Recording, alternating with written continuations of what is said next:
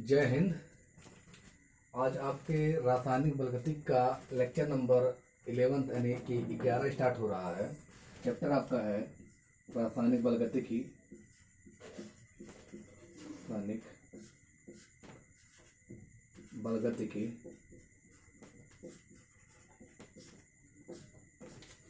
Lecture number 11 आपका start हो रहा है। तो हमने पहले की वीडियो में देखा था, आपका जो लास्ट वीडियो था उसमें क्या हमने पढ़ा था कि अभिक्रिया के दर को प्रभावित करने वाले कारक के बारे में पढ़ा था, और उसमें हमने छोटे छोटे कुछ 5-7 टॉपिक के बारे में अध्ययन किया था। तो अब हमारा जो आज का टॉपिक है वो ये है कि जो आपकी देहली ऊर्जा होती है अथवा जो आपकी संकीर्ण ऊर्जा होती है, दोनों क्या है। तो उसमें आपका एक टॉपिक मिल के आया था, देहली ऊर्जा अथवा संकीर्ण ऊर्जा। तो आप देखते हैं, लिखेंगे टॉपिक में देहली ऊर्जा तथा सक्रिय ऊर्जा। सक्रिय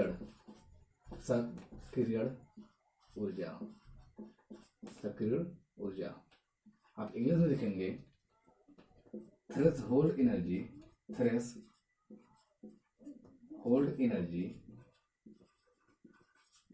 एंड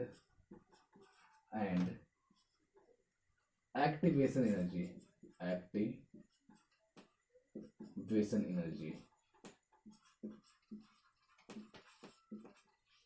एंड एक्टिवेशन एनर्जी। ठीक, तो ये आपका टॉपिक है, आप समझ लीजिए। तो देखिए यहाँ पे कुछ तो आपको नाम से स्पष्ट है और कुछ को आपको समझना पड़ेगा। सबसे पहले हम समझते हैं कि अभिक्रिया की देहली ऊर्जा क्या होती है। अभिक्रिया की देहली ऊर्जा क्या होती है, तो जैसा कि हम जानते हैं कि मान लीजिए अगर आपको चाय बनाना हो, क्या बनाना हो, चाय बनाना हो। तो अगर चाय बनाना हो आपको, तो आप चाय बनाने के लिए सबसे पहले क्या लेंगे, पानी लेंगे। फिर आप क्या लेंगे, चाय की पत्ती लेंगे, फिर आप क्या लेंगे, दूध लेंगे, और आप क्या लेंगे, चीनी। तो आप देखते हैं कि किसी बर्तन में, और ये आपका क्या है, कोई बर्तन है, ये तो मस्ट है। ठीक, तो अगर आपके बर्तन में आपने इन चारों सामानों को रख दिया, यानी कि चीनी, दूध, पानी और चाय की पत्ती, तो क्या आपका चाय बनकर तैयार हो जाता है? नहीं। इसका मतलब क्या है कि अभी कुछ ना कुछ इनको और रिक्वायर्ड, आप वस्तु कह सकते हैं, आप कहेंगे कुछ ना कुछ इनको ऊर्जा चाहिए जिससे चाय बना सके। तो आप देखते हैं कि आप करते क्या है, इनको उष्मा देते हैं। क्या करते हैं? उष्मा देते हैं, यानी कि आप क्या करते हैं, एनर्जी देते हैं। ठीक, किसके फॉर्म में? एज फॉर्म ऑफ, या आप कह सकते हैं किसके रूप में? उष्मा के रूप में। एनर्जी देते हैं किसके रूप में? उष्मा के रूप में। उष्मा के रूप में आप क्या देते हैं? एनर्जी देते हैं। ठीक, उष्मा के रूप में एनर्जी यानी कि ऊर्जा दिया जाता है। ठीक, तो फिर आपका चाय बनके तैयार हो जाता है। तो देखिए, जो आपका देहली ऊर्जा है ये कुछ नया नहीं है। ठीक, इसको समझने के लिए आप यूँ समझ सकते हैं कि जैसे मान लीजिए, दूसरा एग्जांपल देखिए। ठीक, दूसरा एग्जांपल क्या है कि मान लीजिए ये आपका गांव है छोटा सा, ठीक, और ये एक गांव है, किसी दूसरे का गांव है, मान लीजिए किसी रिलेशन का गांव है, यहाँ पे कोई व्यक्ति रहता है। ठीक, आपको यहाँ से इसके पास मिलने जाना है, और सपोज करिए कि यहाँ बीच में क्या है, एक पुलिया है। ये क्या है आपका? एक पुलिया है। तो इस पुलिया पे जाने के मतलब आपको इनसे मिलने, मान लीजिए आपका ये आप ए है और ये क्या है, बी है। तो बी तक आपको जाने के लिए इस पुलिया को क्रॉस करना पड़ेगा। बी तक जाने के लिए इस पुलिया को क्रॉस करना पड़ेगा। तो ये जो पुलिया है, और ये पुलिया का मतलब ये एकदम हाईएस्ट छोर है, सबसे ऊंचा जगह है। ठीक, अब इसका सबसे जो ऊंचा जगह है, तो मान लीजिए इसकी कुछ रिक्वायर्ड वैल्यू है। मान लीजिए ये कहता है कि हमारा जो हाइट है, मान लीजिए 50 फीट है। कितना है? 50 फीट है। तो आप कह सकते हैं कि जब आप इन ए इस 50 फीट पर जाके पहुंचेगा तभी यह बी की तरफ जा सकता है। जाएगा नहीं जाएगा डजंट मैटर, बट आप ये कह सकते हैं या आप सोच सकते हैं कि जब ये जो ए है यानी यह व्यक्ति यहां तक जाएगा उसके बाद हो सकता है वापस आए और हो सकता है बी तक जाए। तो ये जो पॉइंट है 50 फीट वाली, ये जो पॉइंट है ये क्या है आपका देहली, यानी आप कह सकते हैं अगर एनर्जी की भाषा में बात की जाए तो इसको आप क्या कहेंगे देहली ऊर्जा कहेंगे। यानी कि आप कह सकते हैं कि अभिकर्मक अथवा अभिकारक, अभिकर्मक अथवा अभिकारक के अणुओं के या अणुओं को उत्पाद में बदलने के लिए, उत्पाद में बदलने के लिए अथवा अभिक्रिया करने के लिए जिस निम्नतम ऊर्जा की जरूरत होती है, जिस निम्नतम ऊर्जा की जरूरत होती है वह ऊर्जा देहली ऊर्जा कहलाती है, वह ऊर्जा देहली ऊर्जा कहलाती है। यानी कि आप अगर इसको एनर्जी की भाषा में बात करें तो मान लेते हैं हमारा कि यहाँ पे जो इसकी एनर्जी है 50 किलो कैलोरी है, 50 किलो कैलोरी है। तो जो ये पदार्थ आपका ए है, अभिकर्मक ए है, इसके पास जब 50 किलो कैलोरी ऊर्जा होगी तभी जाके बी में बदल सकता है। तो आप कहेंगे कि ये 50 किलो कैलोरी क्या है, इसकी देहली ऊर्जा है। अगर ये 50 किलो कैलोरी ऊर्जा नहीं रख पाता ए तो कभी बी नहीं बना सकता। इसी प्रकार हम इसी एग्जाम्पल को देखते हैं, चीनी दूध पानी और चाय पत्ती को जब तक आप हीट नहीं करेंगे, उष्मा नहीं देंगे, तब तक आपका चाय बनकर तैयार नहीं हो सकता है। तो चाय बनने के लिए इनको एक निश्चित अमाउंट में, निश्चित मात्रा में उष्मा चाहिए, एनर्जी चाहिए। तो वही निश्चित उष्मा जो इनको चाहिए, जरूरी है, ठीक, वह क्या कहलाती है, उसकी देहली ऊर्जा कहलाती है। तो अब आप इसको परिभाषित कर सकते हैं। कैसे परिभाषित करेंगे, तो आप लिखेंगे ठीक, तो इसको इरेज कर देते हैं।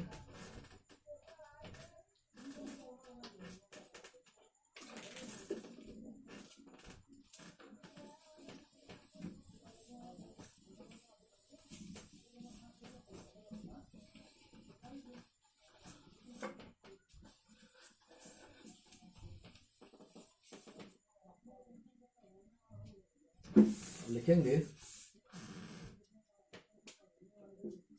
किसी रासायनिक अभिक्रिया के लिए, किसी रासायनिक अभिक्रिया के लिए, रासायनिक अभिक्रिया के लिए, अभिक्रिया के लिए अभिकारक अणुओं की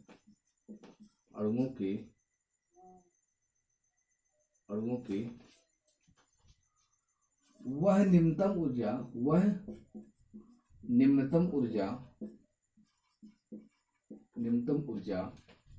जो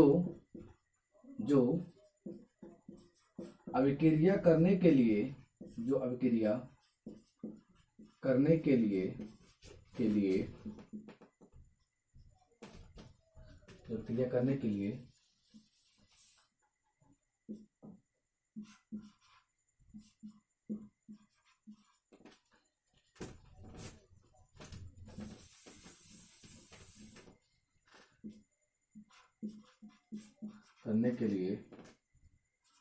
आवश्यक होती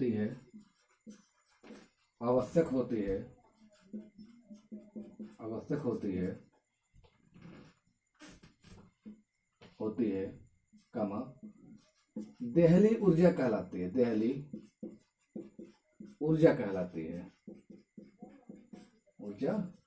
है, यानी आपने क्या लिखा, किसी रासायनिक अभिक्रिया के लिए अभिकारक अणुओं की वह निम्नतम ऊर्जा जो अभिक्रिया करने के लिए आवश्यक होती है देहली ऊर्जा कहलाती है। एक बार आप फिर से समझ लीजिए, यह क्या है आपका, मान लीजिए कि हम इसको एक्सिस द्वारा समझाते हैं। तो ये आपका एक एक्सिस है, ठीक, ये मान लीजिए आपका एक्स है, तो इस पे आपने दिखाया क्या, एनर्जी है, ये क्या है, एनर्जी है। और इस पे आप दिखा रहे हैं कि अभिक्रिया और इधर उत्पाद बन रहा है आपका, ठीक। तो अगर इधर उत्पाद बन रहा है तो आपको ग्राफिकली दिखाइए। इधर मान लीजिए आपका क्या है कि आपका अभिकर्मक है, तो अभिकर्मक आपका जाएगा, ठीक, बस ऐसे। ये आप मान लीजिए कि आपका क्या है, सपोज कीजिए कि पुलिया है, ठीक, इसको आप समझ सकते हैं कि आपका एक बैरियर है। क्या है? बैरियर है। कि मतलब आपको इधर क्या है, उत्पाद है, ठीक है ना, ये उत्पाद के लिए लिखा गया है, और ये क्या आपका अभिकर्मक है, अभिकर्मक है। तो अभिकर्मक आपका जब यह बैरियर क्रॉस करेगा तभी उत्पाद बदलेगा। तो यह जो बैरियर है, जो पुलिया है, ये पुलिया क्या है आपका, आप कह सकते हैं कि यही पुलिया, इस पुलिया की जो ऊर्जा है, इसकी जो ऊर्जा है, इस पुलिया यानी बैरियर की जो ऊर्जा है वो क्या कहलाती है, देहली ऊर्जा। तो उसी को आप लिखे हैं किसी रासायनिक अभिक्रिया के लिए अभिकारक अणुओं की वह न्यूनतम ऊर्जा। तो ये अभिकारक अणु है, इनकी कुछ ना कुछ ऊर्जा होगी, ठीक, और कम से कम ऊर्जा जो अभिक्रिया करने के लिए आवश्यक होती है। यानी ये जो अभिक्रिया कब होगा, जब ये ऊर्जा पाएंगे, यानी इनके पास इतनी ऊर्जा होनी चाहिए, ठीक, इतनी ऊर्जा होनी चाहिए। तो आवश्यक होती है, देहली ऊर्जा कहलाती है, देहली ऊर्जा कहलाती है। अब आप समझते हैं कि अब हम समझते हैं तो दूसरा टॉपिक बनाएंगे सक्रिय ऊर्जा। क्या बनाएंगे? सक्रिय ऊर्जा। सक्रिय ऊर्जा देखिए, इसको आप इस प्रकार से परिभाषित कर सकते हैं या समझ सकते हैं कि देखिए, जैसे इतनी ऊर्जा, मतलब ये जो ऊर्जा थी, ये जो ऊर्जा थी किसकी? पुलिया की। तो जो मॉलिक्यूल या अणु होते हैं या जो अभिकारक पदार्थ होते हैं, इनके पास जरूरी नहीं कि इतनी ऊर्जा हो। जैसे कोई अभिक्रिया आप देखते हैं कि स्वतः कर सकते हैं, मतलब इसका मतलब ये क्या है कि उनको जब ही आपने पास किया, अभिक्रिया कर लिया, इसका मतलब क्या है कि उसके पास ऊर्जा थी अभिक्रिया करने के लिए, उसके पास उतनी ऊर्जा नहीं कि थ्रेशोल्ड एनर्जी, यानी कि देहली ऊर्जा थी। जैसे मान लीजिए कि आपने ए को और बी को जो ही मिलाया, ए को बी को आपने जो ही मिलाया तो क्या कर दिया, सी बना दिया।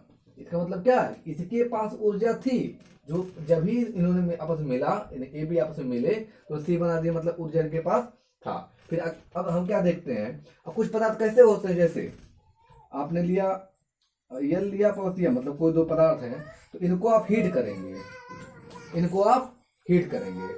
जब हीट करेंगे या आप ऊर्जा देंगे तब जाके मान लीजिए कोई पदार्थ बनाया के, ठीक, तो इसका मतलब क्या, इसके पास ऊर्जा नहीं थी। यानी कि यही बात है कि जरूरी नहीं है कि उसके पास ऊर्जा हो। तो किसी भी कण के या अभिकारक पदार्थ के पास, ठीक, जब देहली ऊर्जा नहीं रहती है तो उस अभिकारक या अभिकारक पदार्थ को ऊर्जा अलग से दी जाती है, यानी उसको उत्प्रेरित किया जाता है। तो आप कह सकते हैं कि अभिकारक अणुओं की वह ऊर्जा, अभिकारक अणुओं को की वह ऊर्जा, ठीक, या कह सकते अभिकारक अणुओं की वह अतिरिक्त दी हुई ऊर्जा, वह अतिरिक्त दी हुई ऊर्जा जिसको प्राप्त करने के बाद अभिकारक देहली ऊर्जा के बराबर ऊर्जा को रखता है, जिसको प्राप्त करने के बाद अभिकारक देहली ऊर्जा के बराबर ऊर्जा को रखता है, वह सक्रिय ऊर्जा कहलाता है, वह सक्रिय ऊर्जा कहलाता है। अथवा आप क्या लिखेंगे कि किसी अभिक्रिया के लिए अभिकारक पदार्थ की वह ऊर्जा, किसी अभिक्रिया के लिए अभिकारक पदार्थ की वह ऊर्जा जो कि अतिरिक्त होती है, मतलब उसको दिया जाता है, जो कि अतिरिक्त होती है, जिसको प्राप्त करने के बाद वह अभिकारक पदार्थ अभिक्रिया करने के लिए उत्प्रेरित करता है या उत्प्रेरित होता है। मतलब आपने उसको ऊर्जा दिया तो वह उत्प्रेरित हो रहा, क्यों, अभिक्रिया कर ले, क्या कहलाती है, आपकी सक्रिय ऊर्जा कहलाती है। तो इसको भी आप लिख लीजिए, ठीक, इसको भी आप लिख लीजिए।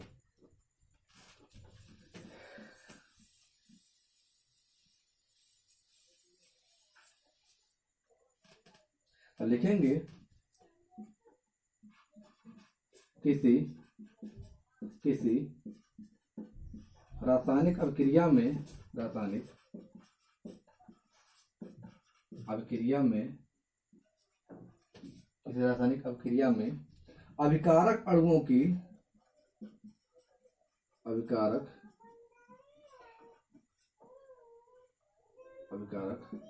अणुओं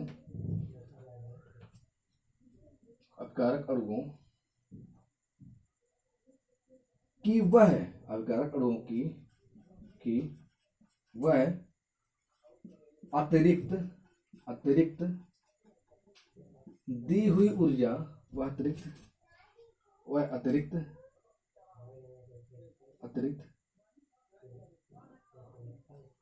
दी हुई ऊर्जा, वह अतिरिक्त दी हुई ऊर्जा जो कि अभिकर्मक को अभिक्रिया करने के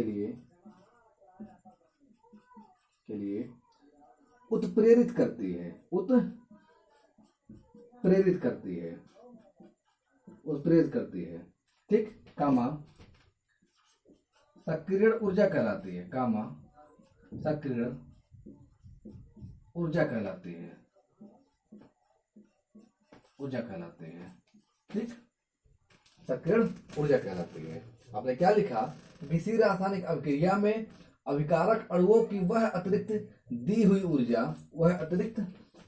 ऊर्जा जो कि अभिकर्मक को अभिक्रिया करने के लिए उत्प्रेरित करती है, सक्रिय ऊर्जा कहलाती है। इसको हम ग्राफिकली समझ सकते हैं, लेकिन पहले इसका आप स्क्रीनशॉट ले लीजिए।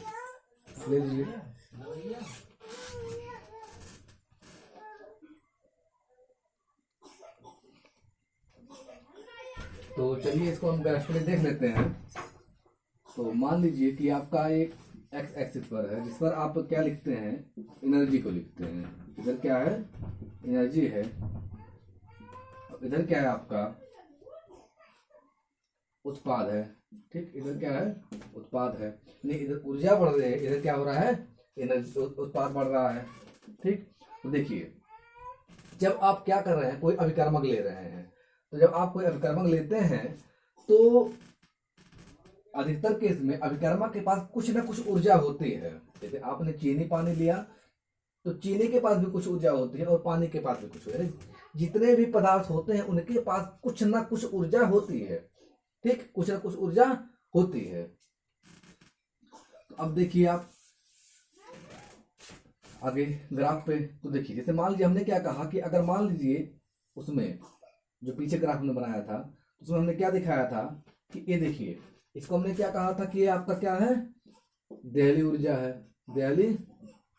है, ठीक। देहली ऊर्जा।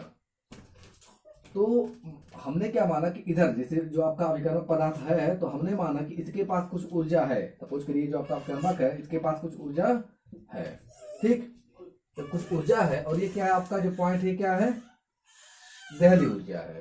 तो देखिए, अब इस अभिकर्मक पदार्थ को, जो यहाँ पे ए है यानी अभिकर्मक है, इसको अभिक्रिया करने के लिए कुछ ऊर्जा चाहिए, इसको अभिकर्मक को। तो आप क्या करते हैं? बाहर से इसको ऊर्जा देते हैं, ठीक। आप क्या करते हैं? बाहर से इसको ऊर्जा यानी किस फॉर्म में देते हैं? उष्मा के फॉर्म में देते हैं। जब उष्मा के फॉर्म में देते हैं तो इसकी ऊर्जा बढ़ जाती है। इसकी ऊर्जा क्या होती है? बढ़ जाती है, और बढ़ते बढ़ते यह देहली ऊर्जा के बराबर हो जाती है। सपोज करिए कि ये कह दिया जाए कि इसकी ऊर्जा यहाँ पर 100 किलो कैलोरी है, 100 KCl है, यानी आपको निश्चित अमाउंट दे दिया जाए कि यह अभिक्रिया तभी होगी जब इसको आप 100 किलो कैलोरी ऊर्जा देंगे, यानी तभी उत्पाद बनेगा। तो यहाँ पे देखिए इसके पास तो कुछ ऊर्जा है, और ये जो पूरा गैप है कितने का है? 100 का है। कितने का है? 100 का, यानी इतनी ऊर्जा कितनी है? 100 है। तो इसके पास तो कुछ ऊर्जा है, तो आप लिखेंगे। हमने मान लीजिए कि इसके पास कितना है? 10 किलो कैलोरी ऊर्जा है, 10 किलो कैलोरी ऊर्जा है। तब देखिए, अब इसको चाहिए कितना 100 बनने के लिए? तो 100 बनने के लिए इसको कितना चाहिए? 100 माइनस 10 बराबर 90 किलो कैलोरी ऊर्जा। अब यह जो 90 किलो कैलोरी ऊर्जा है, यही आपकी क्या कहलाएगी? सक्रिय ऊर्जा। यानी कि अभिकर्मक पदार्थ को, अभिकर्मक को अथवा आप कह सकते हो अभिकारक को एक्टिवेट करने के लिए, यानी उत्प्रेरित करने के लिए वह क्रिया करे, जो ऊर्जा आप प्रोवाइड करवाते हैं, उपलब्ध करवाते हैं, वह क्या कहलाती है? सक्रिय ऊर्जा कहलाती है। वो क्या है? आपका सक्रिय ऊर्जा है। तो अब आप समझ गए होंगे कि ये देखिए, जो ये आपका इतना गैप है, यानी इतनी ऊर्जा, ये वाली, ये क्या है? सक्रिय ऊर्जा है। और ये क्या है, ये अभिकर्मक की खुद की ऊर्जा है। ये क्या है, उसकी खुद की ऊर्जा है। तो आप कह सकते हैं कि जो आपका सक्रियण ऊर्जा होता है, सक्रियण ऊर्जा होता है, ये किसके बराबर होता है, देहली ऊर्जा माइनस अभिकर्मक की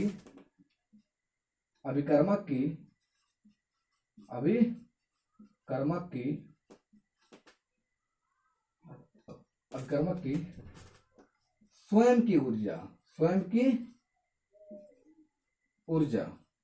और स्वयं की ऊर्जा कहने का मतलब कौन सा है,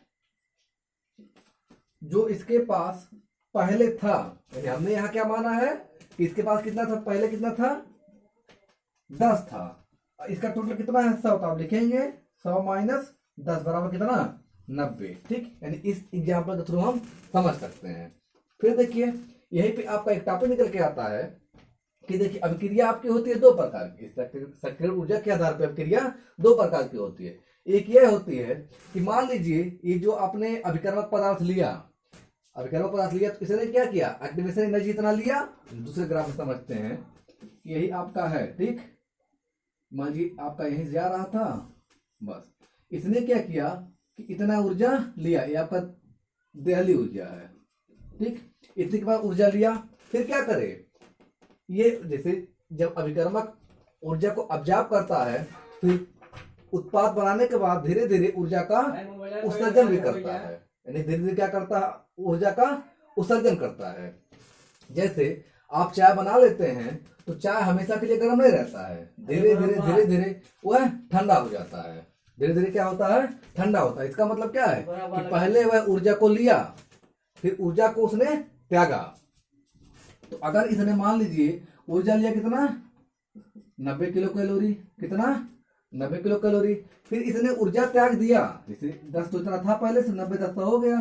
फिर इसने ऊर्जा जो त्यागा वो 50 ही त्यागा, मतलब पूरा लॉस नहीं किया। जब पूरा लॉस नहीं किया तो इसका मतलब इसके पास कुछ ना कुछ ऊर्जा है, यानी उष्मा को शोषित किया है।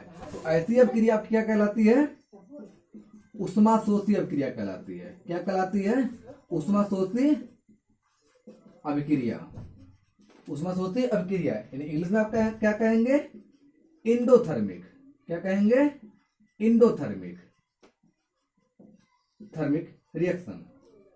आप एक बार दोबारा समझ लीजिए कि ऐसी अभिक्रिया जो उष्मा को अवशोषित कर ले, ठीक, यानी कि एक्टिवेट होने के लिए वह उष्मा अवशोषित कर ले, लेकिन उष्मा का उत्सर्जन करे या एनर्जी का उत्सर्जन करे, लेकिन जितना अवशोषित किया हो उतना उत्सर्जन न करे, तो उसको आप क्या कहेंगे, उष्मा शोषी। और अगर ऐसा होता है कि यह जितना ऑब्जर्व किया हो, मतलब अवशोषित किया हो, जैसे इसको यहां समझते हैं हम। ठीक, यहाँ पे ये ऊर्जा यहां से लिया, ठीक, और इससे ज्यादा चला गया, मतलब देखिए ये इसका खुद का इतना ऊर्जा इसने लिया, ठीक, और इतना खुद का इसका ऊर्जा था।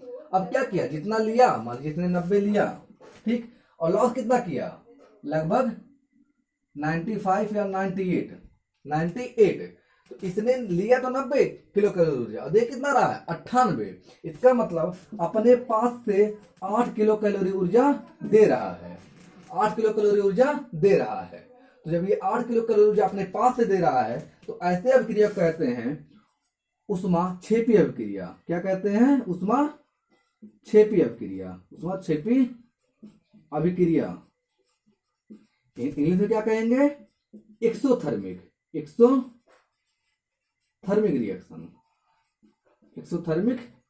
रिएक्शन।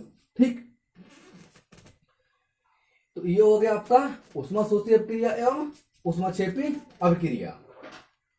तो बस आज के लिए बस इतना ही। ठीक, आप इसको एक बार दोबारा रिवाइज कर लीजिएगा, और अगर आप चैनल पे नए हैं तो प्लीज सब्सक्राइब कर लीजिएगा। Thank you.